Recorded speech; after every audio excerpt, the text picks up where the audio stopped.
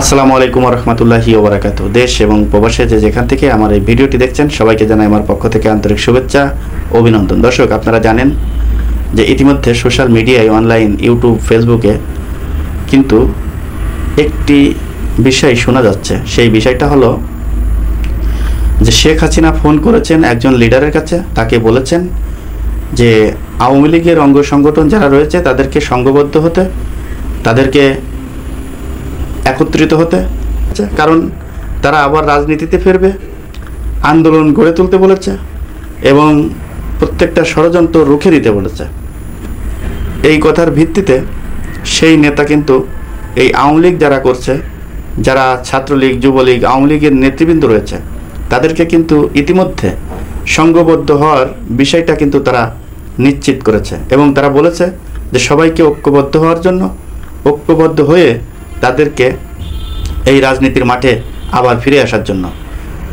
এখন কথা হচ্ছে যেটি, আজকে এই আওয়ামী লীগ, যুবলীগ, ছাত্রলীগ, এই আওয়ামী লীগের অঙ্গ সংগঠন এবং মূল আওয়ামী লীগ, এই আওয়ামী লীগ স্বৈরাচার হওয়ার কারণে এই আওয়ামী লীগকে কিন্তু এই দেশ থেকে ছাত্র জনতা বিতাড়িত করেছে এবং পালাতে বাধ্য করেছে। তাই এই দেশে যদি কোনো আওয়ামী লীগের নেতাকর্মী এই দেশে আবার সংগঠিত হয়, তাহলে মনে করবেন শেখ হাসিনার এটাও একটি চাল। এর কারণ শেখ হাসিনা কিন্তু এই দেশের মানুষকে কখনোই ভালোবাসে নাই। এর কারণ ৭৫-এ যখন তার বংশ ধরে মেরে ফেলা হয়েছিল, তারপর থেকে তার পিছনে কিন্তু কোনো লোক সে পায় নাই, বাংলাদেশের জনগণ কাউকে পায় নাই, কোনো আওয়ামী লীগের নেতাকর্মী কিন্তু উনি পায় নাই। এজন্য তার ভিতরে যেই ক্ষোভ যে এই দেশের মানুষ আমার পিছনে কখনোই ছিল না, কখনো থাকবেও না, সামনের দিকেও থাকবে না। তা এই দেশের জনগণ যদি সব মরেও যায়, তারপরেও আমার ক্ষমতা ধরে রাখতে হবে, এই চিন্তা করেই কিন্তু সাধারণ মানুষের উপরে সে গুলি চালানোর পারমিশন দিয়েছিল, গুলি চালানোর অর্ডার দিয়েছিল। যাই কিছুই করছে না কেন, সব কিছু বৃথা হয়ে গিয়েছে, সব কিছু শেষ হয়ে গিয়েছে।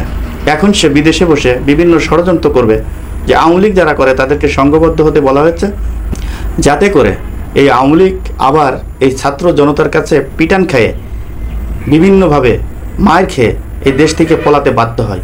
সে চিন্তা করছে যে আমি তো দেশে থাকতে পারছিই না, তাহলে আমাদের নেতাকর্মী দেশে কেন থাকবে।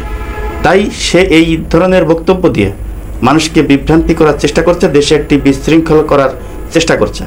তাই তার এই কথায় কান্না দিয়ে যারা আওয়ামী লীগের নেতাকর্মী রয়েছেন, আপনাদেরকে ফেলে সে যদি এই দেশ থেকে পালিয়ে যেতে পারে, তাহলে তার কথা মতো আপনারা একা একা এই দেশে আন্দোলন করবেন, আর আপনারা জেল খাটবেন, আর মানুষের হাতে মায়ের খাবেন।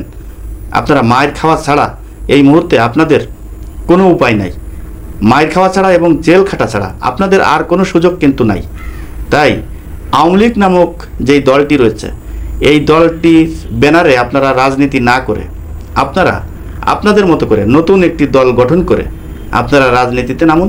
এতে করে আপনাদের ভবিষ্যৎ আলোর মুখ দেখতে পারবে। যাই হোক, আমি একজন ছোট মানুষ, একজন যতটুক আমি বুঝেছি ততটুক বলার চেষ্টা করেছি। এরপর আপনাদের বিবেক বুদ্ধিকে কাজে লাগিয়ে আপনারা যেটা ভালো মনে করেন সেটাই করবেন। আশা করি বুঝতে পেরেছেন।